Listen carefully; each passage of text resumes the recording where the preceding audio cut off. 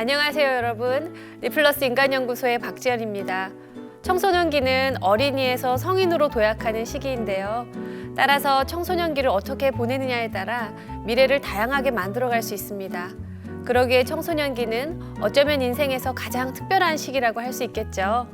그래서 무엇보다 앞으로 어떻게 살아갈지 진로에 대해 많이 생각하고 또 꿈을 꾸는 연습이 필요할 텐데요.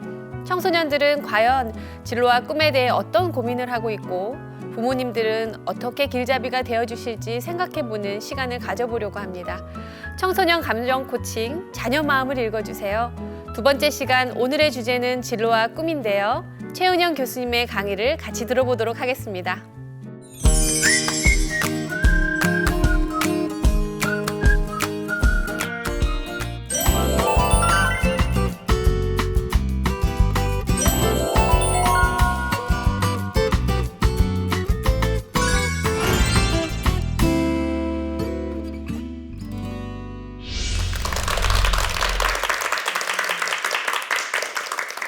네, 여러분 안녕하세요. 횃불 트리니티의 최은영입니다.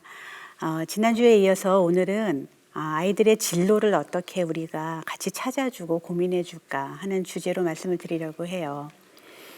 요즘 아이들 이야기 들어보면 너 진로를 정했니? 이렇게 물어볼 때 네, 이런 대답을 듣기가 쉽지 않은 것 같아요. 네, 맞아요. 네, 너무 필요한데 너무 어려운 일이 돼버렸어요.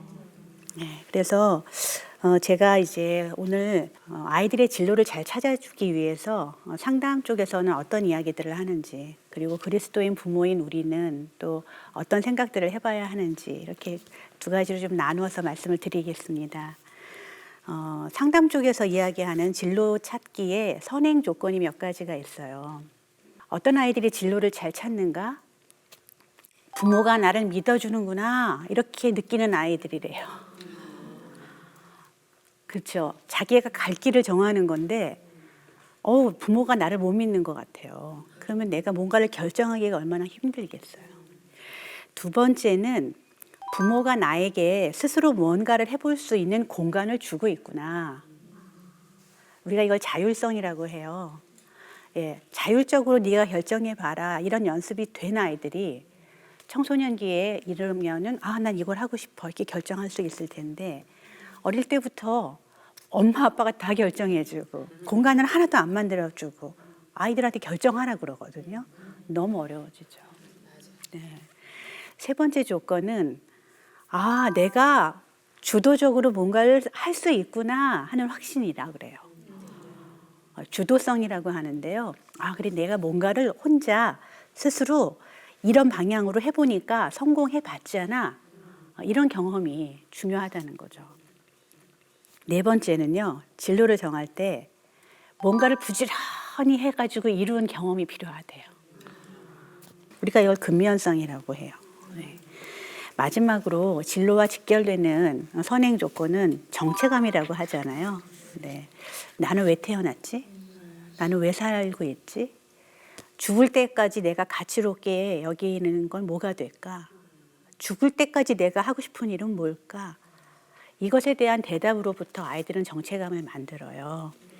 근데 중요한 거는 우리가 아이들을 키울 때 이런 질문들을 하는가? 그리고 아이들은 이런 질문에 답을 하면서 자기 공부를 하고 있는가? 이런 질문을 저희들이 해볼 수 있죠. 그러면서 이제 그 진로 상담 쪽에서 얘기하는 이제 아주 구체적으로 진로를 결정할 때 필요한 두 가지 지식이 있다는데요. 하나는 나에 대한 지식이에요. 내가 결정하는 거니까 나를 알아야 돼요. 두 번째는 직업 세계에 대한 지식이에요. 그렇죠. 나는 잘 아는데 직업 세계에 뭐가 있는지 모르잖아요. 그럼 결정을 할 수가 없어요. 그래서 기본 공식은 나와 직업 세계의 최적의 매치, 최적의 조합을 찾는 거거든요. 그러다 보니까 이제 나에 대해서 먼저 알아야 돼요. 그러면 뭘 알면 좋을까요? 진로를 결정할 때. 아마 많은 학부모님들은 이걸 알고 계실 거예요. 네, 적성. 그렇죠? 또 흥미, 또 성격. 나는 외향적이어서 사람들 만나는 걸 좋아하나? 아니면 집에서 혼자 하는 일을 좋아하나? 이런 거. 성격에 안 맞는 일을 하면 굉장히 힘드시죠? 네. 그런데 진로학자들이 연구를 해보니까 이 세 가지보다 더 중요한 요인이 있대요. 그게 가치관이라고 해요. 네. 가치가 분명하게 서 있으면 성격에 좀 안 맞고 적성에 좀 안 맞아도 그 일을 계속 할 수 있는데요. 내가 그 일을 가치롭게 계속해서 느끼지 못하면 하기가 어렵다는 거죠. 네. 그 다음에 이런 것도 있어요. 우리가 이제 옛날 이런 말 하잖아요. 인천 앞바다가 다 사이다라도 뭐가 없으면 못 마신다 그러죠. 컵이 없으면 아이들이 자기 성격, 뭐 적성, 흥미 다 알았어요. 가치도 뭔지 알았어요. 그런데 의사 결정 능력이 없으면 결정을 못 하잖아요. 그래서 진로를 정하지를 못해요. 다시 말하면 우유부단한 아이들이 결정력이 없는 아이들이 진로를 못 찾는 거죠. 또 하나는 인간관계 능력이에요. 내가 사람들과 어떻게 소통하지, 사람들하고 원하는 걸 어떻게 이야기하지, 듣지, 예, 이런 능력들이 배양이 되면서 진로를 찾아간다는 거고요. 또 직업 세계하고 관련해서의 정보 수집 능력, 그 내 능력이잖아요. 뭔가를 찾고 검색해가지고 결정해야 하니까요. 그래서 정보 수집 능력도 중요한 요소 중에 하나로 저희가 생각합니다. 자, 그러면 이제 두 번째 결정 요소인 직업 세계가 궁금하시죠? 직업에 대해서 먼저 알아야 될 게 뭐냐면요. 그 직업에 어떤 능력을 요구하느냐 하는 거예요. 그죠? 그 직업에 종사하려면 어떤 능력을 갖춰야 되는가. 또 하나는 그 직업 세계까지 가려면 어떤 교육 과정이 필요하고 어떤 훈련이 필요하지? 막연한데 그걸 할 수가 없잖아요. 예. 또 하나는 이제 아주 현실적인 거죠. 얼마 준대? 그 직업 하면 얼마나 번대? 또 그 직업에 종사하는 사람들은 얼마나 만족스럽대? 예, 전반적인 그 직업에 대한 만족도, 그리고 얼마나 전망이 있대? 예, 미래 전망 같은 거. 근데 이 모든 것들이 사실은 대한민국의 직업사전이라고 하는데 다 정리가 이미 되어 있어요. 예, 그래서 네이버에 직업사전 이렇게 치시면요, 직업사전이 쭉 뜨거든요. 분야별로. 이 모든 이 요소들이 다 정리가 이미 되어 있습니다. 자, 이제는요, 이야기의 방향을 좀 틀어서 그러면 우리 부모들은 뭐를 하면 좋을까요? 예, 저는 한 4가지 정도를 말씀드리고 싶어요. 첫째는요, 내 거를 내려놓고 자녀 거를 찾아주기 위한 관찰이 시작돼야 돼요. 예, 관찰에서 시작된다고 생각하거든요. 왜냐하면 이제 부모님들이 그런 얘기 하세요. 우리 아이 뭘 잘하는지를 모르겠어. 암만 찾아도 안 보여. 뭘 찾아서 안 보이는지 아세요? 여러분이 원하는 것만 찾아서 안 보이는 거예요. 그렇죠? 내가 원하는 직업을 얘가 할 것 같지가 않거든요. 근데 암만 찾아도 내 거 안에서는 안 보이는 거죠. 그러니까 안 보인다 그래요. 관찰 잘하는 거. 두 번째는요, 견문을 넓힐 수 있는, 경험을 넓힐 수 있는 기회를 많이 제공하는 겁니다. 예. 여행 데리고 많이 다니시고 넓은 세상 보여주시고, 그죠? 학교 구경도 시켜주시고. 우리 아이는 사실 1학년 때 큰아이가 자퇴했어요. 1학년 1학기 마치고. 근데 저희가 자퇴할 때 조건으로 건 게 있어요. 뭐냐면 고등학교 3학년 그 기간 마칠 때까지 우리 동네에 무료 급식센터 6시 반에 가서 밥 푸는 거를 계속 해라 그랬어요.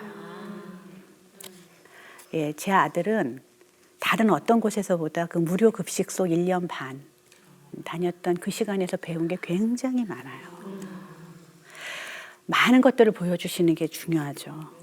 그리고 세 번째는요, 아이들이 아직 어리기 때문에 좋은 선생님이 어디 계시고 좋은 정보가 어디 있고 그래서 좋은 학교가 어디 있고 이런 걸 잘 알지 못하잖아요. 아이들하고 계속 의논하시면서 부모님들이 같이 찾아봐 주는 거. 강요하는 게 아니라 아이가 주도성을 가지고 어느 학교가 좋을까? 어느 선생님을 만나면 좋을까? 이런 걸 같이 계속 의논해 주시는 것. 예. 마지막으로 이게 저는 가장 중요하다고 생각해요. 이게 뭐냐면 부모님들이 시간을 내서 얘야, 엄마 아빠의 삶의 가치와 의미는 여기에 있다. 나는 이것을 위해 산단다. 여러분, 우리가 본대로 사는 게 아니고 내가 겪은 대로 살아요. 사실은. 예. 그건 뭐냐면 부모가 아끼고 의미를 두는 게 뭔지를 아이들이 알 때 사실은 아이들도 따라가고 싶고 그렇죠. 나도 부모처럼 가치 있는 삶을 살고 싶어져요. 제가 목사 딸이에요. 목사 딸이에요. 근데 저희 아버님 목회하실 때 성전 건축을 했어요. 근데 7살 때 정도로 기억나는데 아버님이 저를 왜 그 공구리만 쳤다는 건물 아세요? 네, 공구리 친 건물.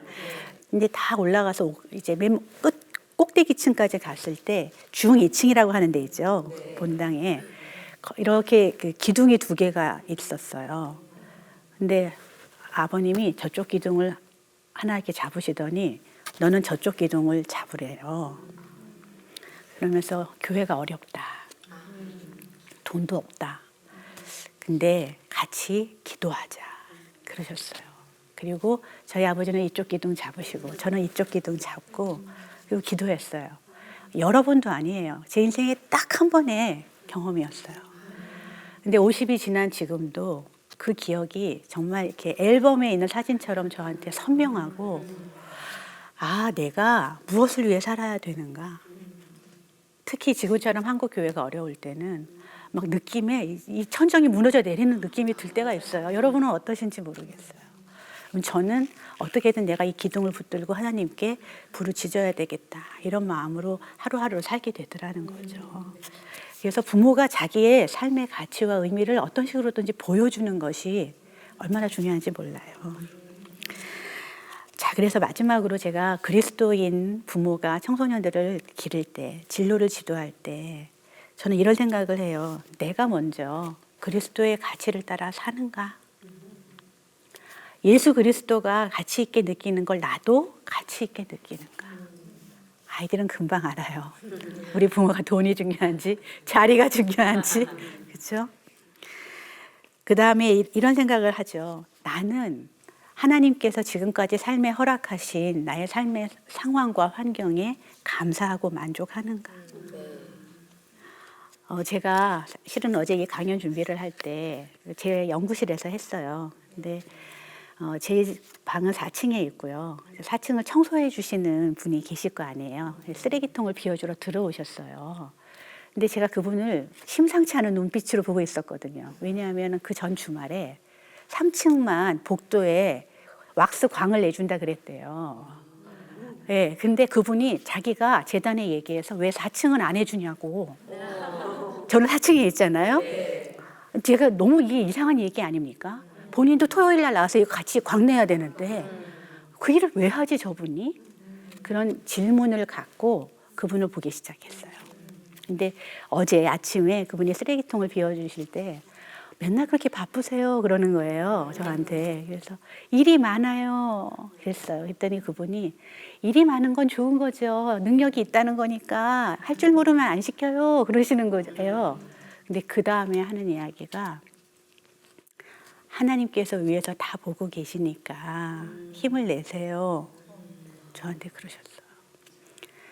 그분이 4층 왁스 해달라고 한 이유를 이제 아시겠죠? 하나님이 본인이 하는 일을, 청소하는 일, 쓰레기통 비우는 일 다 하신다는 거예요.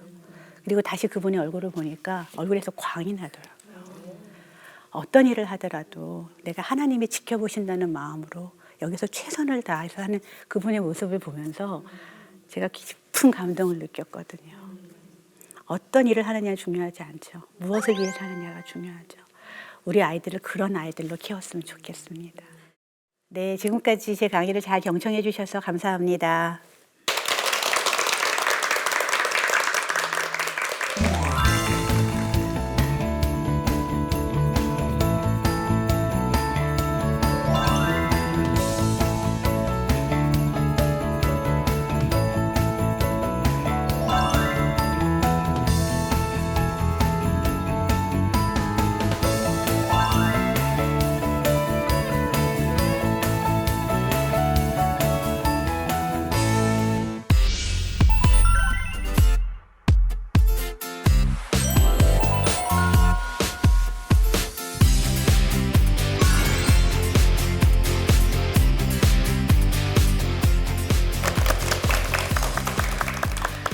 교수님 강의 너무너무 잘 들었습니다. 제가 강의를 들으면서 보니까 어쩌면 진로나 적성이라는 게 죽을 때까지의 과정인 것 같아요. 맞아요. 네, 그러니까 우리가 지금 아이들한테 너 꿈이 뭐냐, 자꾸 뭐 진로는 어떻게 할 거냐. 근데 그것도 서로가 모르니까 엄마도 모르고 아빠도 모르고 아이도 모르니까 일단 대학까지는 가자. 그렇게 되죠. 거기 가면 또 뭐가 있겠지 막 이러잖아요. 네. 근데 오늘 강의를 들으면서는 어쩌면 이렇게 현실적으로 보이는 방향성보다도 더 중요한 토대들이 있었구나 하는 생각들이 드네요. 그래서 인생을 길게 놓고 볼 때 지금 청소년기의 아이들한테 필요한 건 진로를 탐색할 수는 있겠지만 그게 결정지어서는 또 안 되겠다는 생각도 조금 들었어요. 그렇죠. 그리고 하나 되게 의미 있었던 거는 아까 말씀하셨던 여러 가지 요소 중에 신뢰가 있었잖아요, 교수님. 네. 제가 이렇게 반성을 좀 하게 됐는데 저는 아이한테 신뢰를 갖고 있는 엄마라기보다는 신용을 자꾸 찾고 싶은 엄마였던 것 같아요. 그래서 아이한테 이런 말을 많이 했어요. 너가 그거 했어? 그러면 믿을게. 그런 조건적인 이야기를 많이 했던 것 같아요. 사실 우리가 비즈니스 관점에서는 거래를 하거나 뭔가 성취물을 갖고 와야 되니까 과거에 그 사람과 나의 어떤 이런 신용도 측정할 수 있는 것들이 되게 중요한데 그게 부모와 자녀 사이에서는 좀 다르겠구나 하는 생각이 드네요. 신뢰는 좀 더 무조건적인 걸까요? 답은 이제 다시 성경으로 가는 것 같아요. 하나님이 우리한테 조건적으로 사랑을 주셨으면 다 죽음이죠. 그러네요. 되게 무서운 말씀. 네, 맞아요. 다 죽을 수밖에 없었다고 그랬잖아요. 근데 하나님이 너 신용 지켰어라고 판단하지 않고 그냥 그분의 무조건적인 사랑을 십자가에서 보여주셨다. 예, 이게 우리가 믿는 복음이에요. 네. 그러면 우리가 그 무조건적인 사랑을 받은 엄마 아빠니까 아이들한테 그냥 그 사랑을 보여주면 아이들은 거기서 믿음이라는 거를 또 사랑이라는 거를 배우지 않을까 그런 생각이 들어요. 네, 교수님께 우리가 보여준다라는 말씀을 하셨는데 제 질문이 하나 좀 있었어요. 강의를 들으면서 알게 모르게 부모들은 자기가 형성해온 혹은 또 부모님으로부터 답습해온 어떤 가치관을 갖고 살잖아요. 그렇죠. 근데 이 가치관대로 아이가 받아들여주지 않을 때 우리가 굉장히 때로는 폭력적이 되더라고요. 그럼요. 네. 그것을 어떻게 부모로서 좀 끊어내고 우리 아이가 스스로 바른 가치관을 형성하면서 살아갈 수 있도록 좀 도울 수 있을까? 네. 그게 어쩌면 진로나 적성하고 아주 긴밀하게 연결되어 있는 요소라는 생각이 조금 들었어요. 네. 자꾸 반복해서 말씀드리게 되는데 부모의 자기 성찰이 굉장히 중요해요. 지난주에 말씀하셨던. 네. 다시 말씀드리면 내가 이 아이에게 이 가치를 자꾸 부여하는 것이 어떤 이유일까? 나는 어떤 마음으로 이 이야기를 계속하는 걸까? 사실 부모의 가치관이 가장 잘 반영이 된 거는 가훈이에요. 그렇죠. 맞아요. 네. 어떤 가훈들을 갖고 사시는지 모르겠어요. 근데 대한민국의 흔한 가훈은 정직, 성실, 근면 성실. 근면 이런 거거든요. 네, 맞아요. 근데 그 밑에 한번 들어가서 자신의 마음들을 보면 근면하고 성실하고 뭐 부지런하고 그래가지고 잘 살라 이거예요. 예, 가훈의 맨 밑에는 잘 살라 하는 게 들어있어요. 그리고 잘 사는 조건들을 가훈에다가 집어넣죠. 근데 한번 잘 생각해 보세요. 성경이 뭐라고 얘기하는가? 성경은 하나님 사랑하고 너를 사랑하고 그다음에 이웃을 사랑해라. 이 세 가지를 얘기하거든요. 그렇다면 지금까지 내가 40, 50 내 인생을 살면서 나는 그런 가치에 충실하면서 왔는가라고 하는 부모님들의 자기 성찰 있게 되고 나면 그 다음에 이제 자기 고백이 또 이어지거든요. 얘야, 나는 지금까지 이게 중요한 줄 알고 살았는데 성경은 그렇게 얘기 안 하더라. 이 부분은 내가 시행착오를 겪었어. 너는 이런 시행착오를 안 겪기를 바래. 이렇게 아이들하고 이야기를 나눠주시는 거 좋을 것 같고요. 또 그럼에도 불구하고 나는 이게 정말 가치 있잖아요. 그러면은 부모님들이 자기 스토리텔링을 좀 해주셔야 해요. 나는 왜 부지런한 게 나의 중요한 가치가 되었었는지를 자신의 아픈 이야기, 힘들었던 이야기 다 해가지고 난 그래서 이 가치가 중요하다고 생각하니 너도 받아들여주면 안 될까? 네. 이렇게 가면 대화가 부드럽게 되겠죠. 그리고 부모님이 원하는 대로 아이들이 살아줄 때 거기에 기분 좋은 보상이 좀 따르면 좋겠어요. 네. 아, 네가 나애가 원하는 걸 들어줬으니 뭐 어떤 걸 원할 것 같으세요, 자녀분들이? 오늘은 너랑 같이 대화를 더 많이 나눌게. 그럼 빨리 가서 주무시라 그러겠죠. 걔했다고? 네. 그럼 아무튼 여러분들이 생각하시는 그거를 아이들하고 기분 좋게 네. 나눠주시면 또 좋을 것 같아요. 제 교수님 말씀을 들으면서 제 교육생 한 명이 떠올랐어요. 그래요. 제가 어느 기업에 강의를 나가는 그 대화 훈련생이었었는데 그분이 팀장님이셨어요. 저희가 이제 여러 가지 가치와 욕구들이 이렇게 나열된 낱말들, 카드들을 다 펼쳐놓고 자기가 살면서 중요하게 생각하는 가치를 3가지를 골라보라 그랬어요. 그러자 이분이 첫 번째로 경제적 안정을 고르셨어요. 그래서 제가 그 굉장히 인상적이었었어요. 그리고 2개를 더 고르셨는데 제가 그 다음에 이제 고르시고 계속 계시라고 하면서 하나를 첨언했어요. 이 가치관이 너무 나에겐 중요해서 내가 세상을 떠나는 그날까지 우리 자녀한테만큼은 내가 이 가치관을 좀 물려주고 싶다.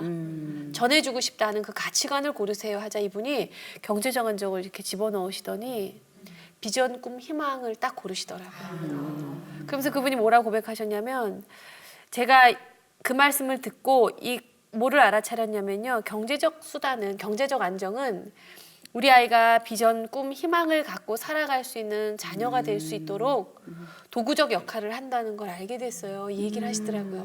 근데 그 다음 고백이 더 아름다웠던 게 제가 이게 지금 너무 중요해서 경제적 안정이 너무 중요해서 정작 중요한 비전과 꿈과 희망을 갖고 있는 사람으로 살 수 있도록 도와줄 수 있는 아빠의 역할을 소홀히 했다는 거예요.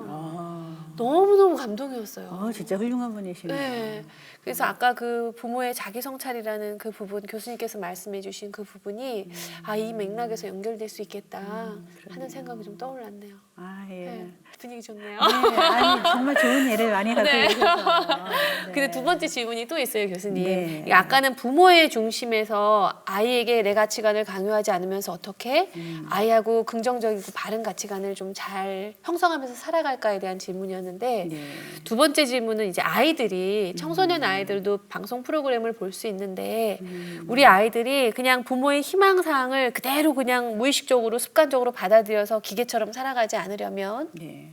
잠깐만 엄마 이거는 내가 원하는 건 이게 아닌 것 같아라는 자기만이 원하는 비전을 어떻게 좀 찾아갈 수 있도록 도와줄 수 있을까 그게 좀 또 궁금해요.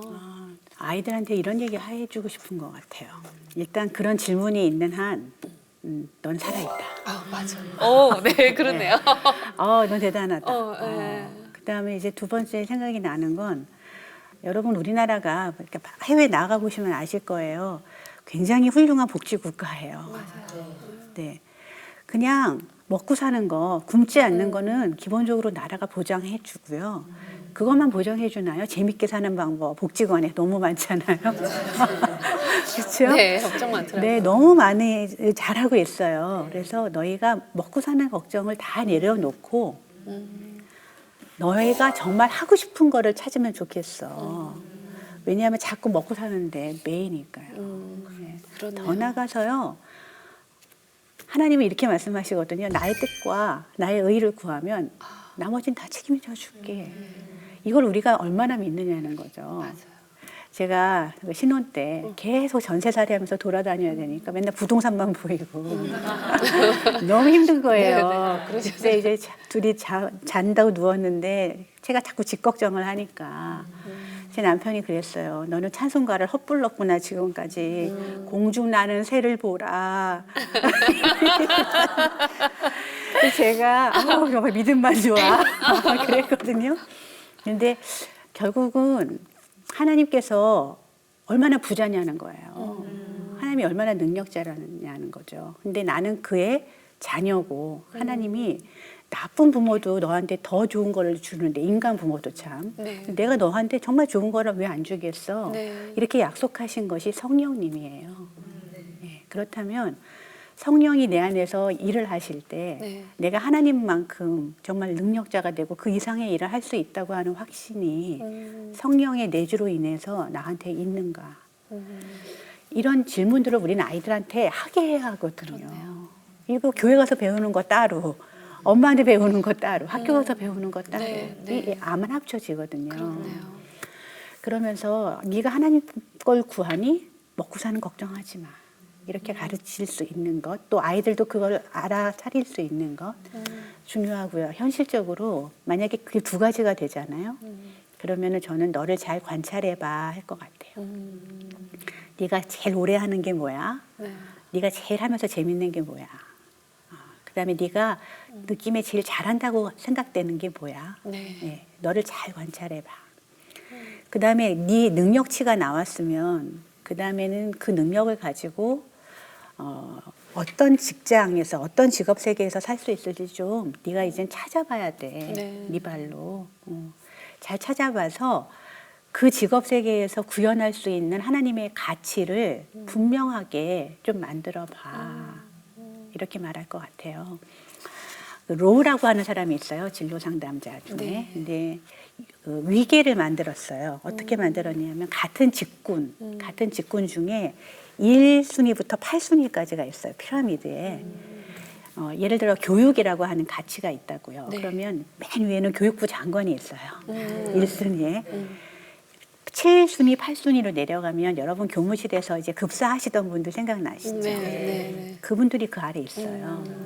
그러나 교육부 장관과 7, 8순위에 있는 급사분이 하시는 일은 본질적으로 같다는 거죠. 사람들에게 지식을 전달하고 그들의 삶을 풍요롭게 네. 만들어주고 싶고 같은 가치를 향해서 우리는 같이 움직이는 사람들이다. 그 스카이캐슬에서 그러잖아요. 피라미드 같은 거. 예? 꼭대기 여기를 보라고. 거길 봐서 되는 게 아니라 그 피라미드 전체가 추구하고 있는 하나님의 가치가 뭔지를 학생들이 이 큰 범위에서 볼 수 있으면 예, 그럼 참 좋을 것 같아요. 마치 그런 말로 들리네요. 내 하나님을 어떤 분인지를 잘 아는 것, 네, 그리고 그 능력을 믿는 것, 네. 그리고 그 안에서 현실적인 자신의 모습을 관찰하고 찾아가는 것. 이렇게 좀 맞아요. 정리가 될 수 있겠네요. 네, 갑자기 성적이 많이 오르신 이유가 아니에요. 정리의 또 달인으로. 네. 교수님, 근데 그거하고 연결돼서 좀 사연이 하나 있는데 같이 다뤄보면 좋을 것 같다는 생각이 들어요. 네, 좋아요. 이 학생은 고등학교 2학년 남학생이거든요. 안녕하세요. 저는 고등학교 2학년의 남학생입니다. 저는 과학자가 되는 게 꿈인데 부모님께서는 계속 의사가 되라고 하세요. 부모님께 반대할 용기는 나지가 않고 또 과학자는 너무 되고 싶고 저는 이럴 때 어떻게 해야 할까요? 네. 저는 이 아이가 굉장히 부럽습니다. 우선 어떤 면에서? 자기가 정말 원하는 게 아주 명확하잖아요. 과학자. 네. 그리고 현실적으로도 사실 과학자, 의사 다 좋은 직업 아니에요? 이 두 가지에서 고민하니까 얼마나 행복한 고민일까 하는 생각이 현실적으로 드는데 교수님 네. 의견을 주시죠. 갑자기 이 사연을 들으니까 제가 정신병원에서 만났던 학생 하나가 떠올라요.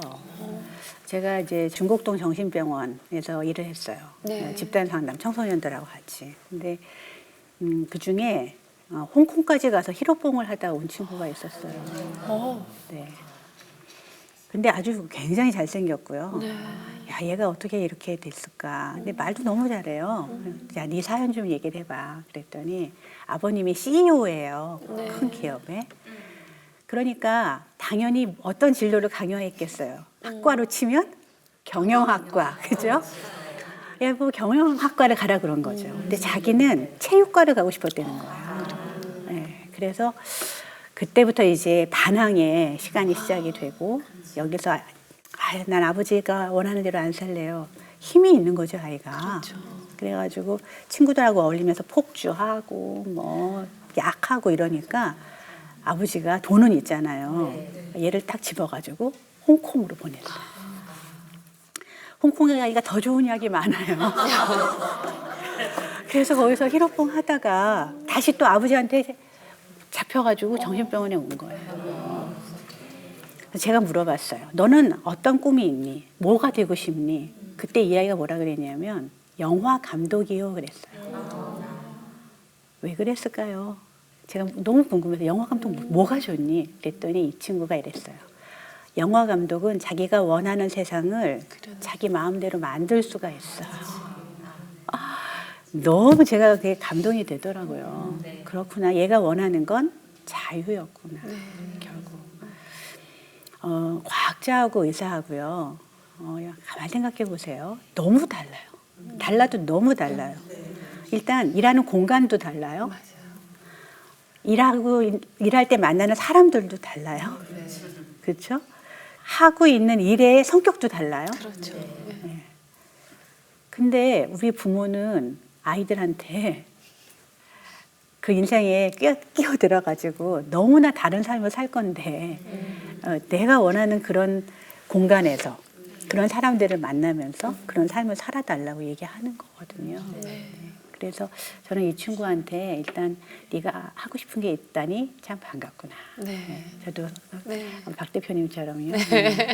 그리고 두 번째는 이게 통할지는 모르겠지만 네가 과학자와 의사가 어떻게 다른지 지금 말씀드린 공간과 만나는 사람과 의미와 상황 이런 거 다 한번 정리를 하고 네가 왜 과학자가 되고 싶은지를 잘 정리해서 아버님하고 한번 대화를 나눠보면 좋겠다 이렇게 제안하고 싶어요. 교수님 말씀을 듣고 제가 제 직업적으로 저는 만나는 사람들이 제가 이제 대화 훈련 트레이닝을 기업에서 하잖아요. 네. 그래서 40대에서 50대 분들을 되게 많이 만나요. 저희가 기본 과정이 30시간 그리고 대화 훈련 심화 과정이 50시간이에요. 그러면 최소 8주에서 12주까지 만나거든요. 저희가 개인적인 얘기를 안 할 수가 없잖아요. 그런데 30대 과장급, 대리에서 과장급, 그리고 40대 이제 부장에서 팀장급, 이제 50대면 이제 중역급인데요. 다 제 교육생들이란 말이에요. 우리가 그런 얘기해요. 우리가 지금 하고 있는 이 일이 내가 과연 바랬던 내 진로였느냐. 그러면 90%는 아니었던 것 같아요. 그럴 것 같아요. 네. 그리고 그럼 왜 우리는 이 길을 왔느냐. 부모님이 공무원들은 안정적인 직업이 좋다 그래서 거기서 부모님 얘기가 너무 많이 나오는 거예요. 그래서 저도 한 아이를 키우는 엄마로서 섬뜩했어요. 한 20년이나 10년 후에 내 아이가 어디에 가서 너 이 일을 왜 하니? 왜 일을 왜 하세요라고 하면 엄마가 이거 좋다 그래서요라고 말하는 그런 사람이 되면 안 되겠구나. 네. 그 굉장히 많이 오더라고요, 그게. 그래서 사실 대리나 과장급이면 이제 30대 초반에서 후반 사이인데 직장인들 중에서도 이 시기에 자신의 꿈과 미래를 하염없이 고민하시는 분들이 너무 많고 이 가슴 속에 이직에 관련된 내가 또 다른 직장으로서의 탐색을 하시는 분들이 너무 많은데 또 다른 데 간다고 해서 또 특별히 그게 뭔가를 발견할 수 있는 건 아니거든요. 그래서 어쩌면 지금 우리 이 방송을 보고 계시는 청소년기의 아이들이나 부모님들께서는 진짜 우리 아이가 좋아하는 게 뭔지 내가 좋아하는 게 뭔지에 대한 관찰할 수 있는 시간을 좀 조급하지 않은 마음으로 좀 바라볼 시간이 굉장히 중요하겠구나 하는 생각이 들어요. 저도 좀 마음이 편안해지네요. 고2다 보니까 이제 1년 남았다는 생각을 한 거예요.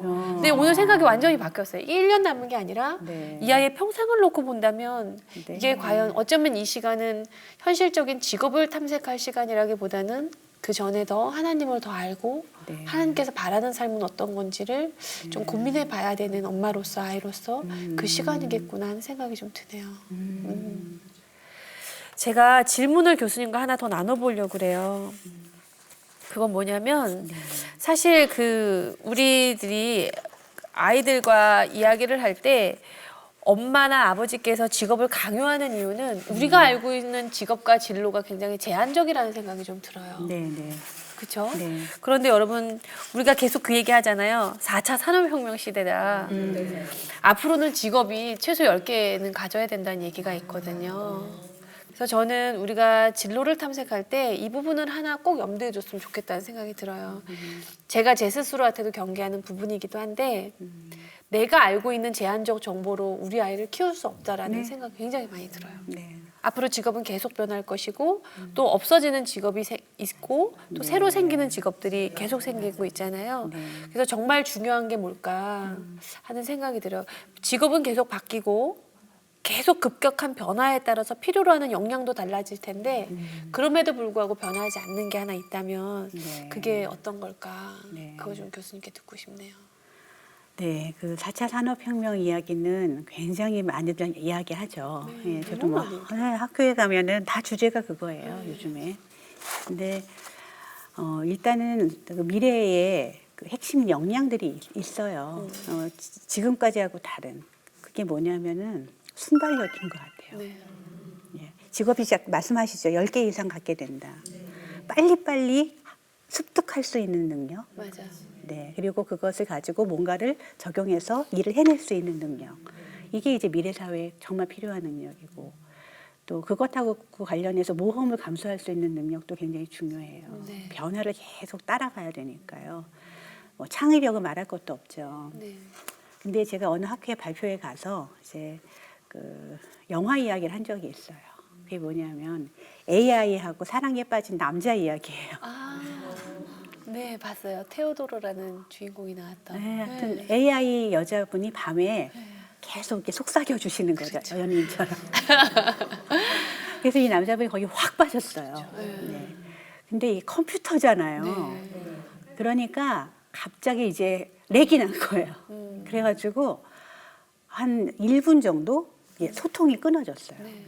근데 인간 남자는 전철에서 정신을 잃고 맞아. 어쩔 줄을 몰라 해요. 어떡하지? 연인이 없어졌네.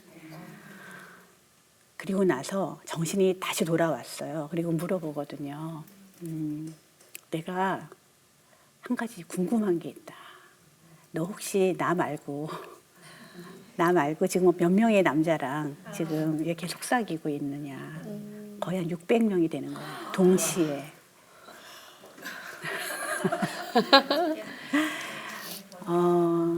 기계가 대신할 수 없는 게 있어요. 그렇죠? 그거 뭐냐면은 나만 바라보는 사랑. 그렇죠? 나만 아껴주는 마음. 결국은 사람들은 기계가 발달할수록 그 나만 향한 독특하고 유일한 사랑을 더 원할 것 같아요. 예. 그렇다면은 십자가 이야기는 이런 세상을 사는 사람들에게 훨씬 더 필요하고 들려줘야 될 이야기가 아닌가.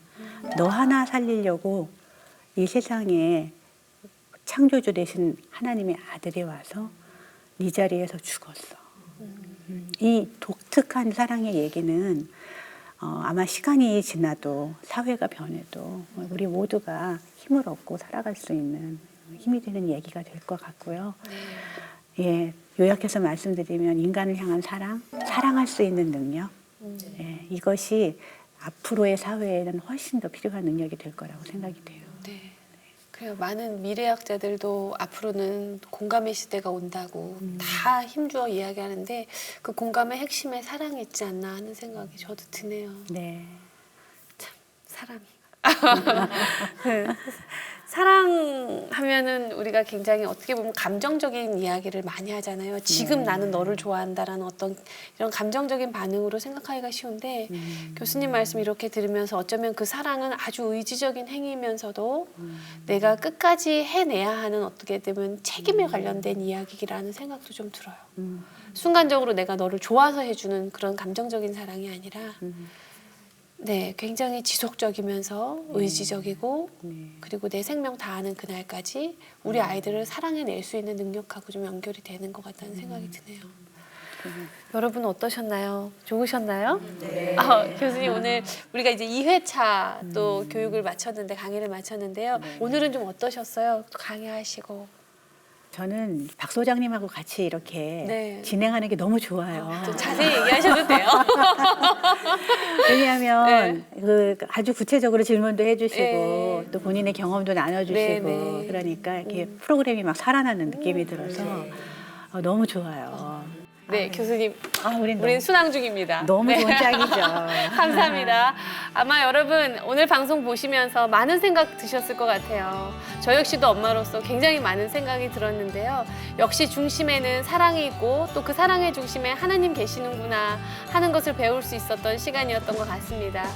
아이들은 자라면서 많은 고민들을 하죠. 그리고 고민 속에는 아마도 많은 불안과 두려움이 있을 겁니다.